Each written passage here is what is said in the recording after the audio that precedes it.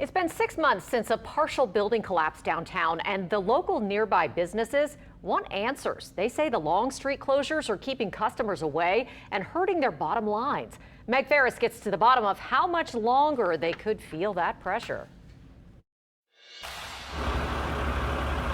It's been since mid-December when the building on O'Keefe and Lafayette began to crumble, spilling debris in the street, and over the months since, causing businesses like Maypop Restaurant to fold.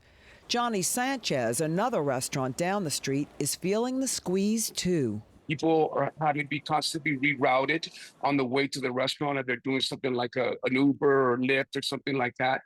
And I think sometimes people just get frustrated and say, whatever, we're not going to go. So that's affected business tremendously. Chef Aaron Sanchez has an international following and says staff has to park blocks away. Deliveries are challenging. Business is off 30%, starting with the terrorism attack in the quarter, and this is just piling on. What we're asking for is just some answers and some support, from the city. And get our local leaders to really give us a hand and understand what kind of position we're in, because it's dire. We employ a lot of people. This is just insane. Yeah, it's like the whole street has kind of got everybody, in a frenzy.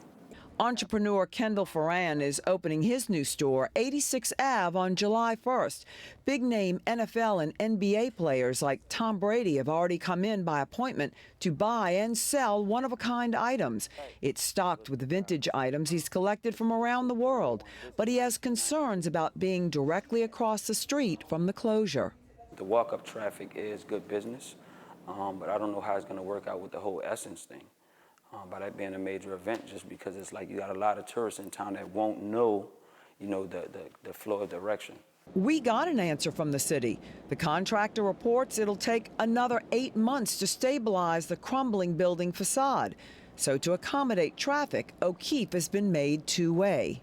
8 months really is going to be 10 months. You know what I'm saying? So that's not very comforting, to be very honest. Meg Ferris, WWL, Louisiana. The businesses are concerned that those street closures for another 8 months or more will hit them during the busy Mardi Gras tourist season.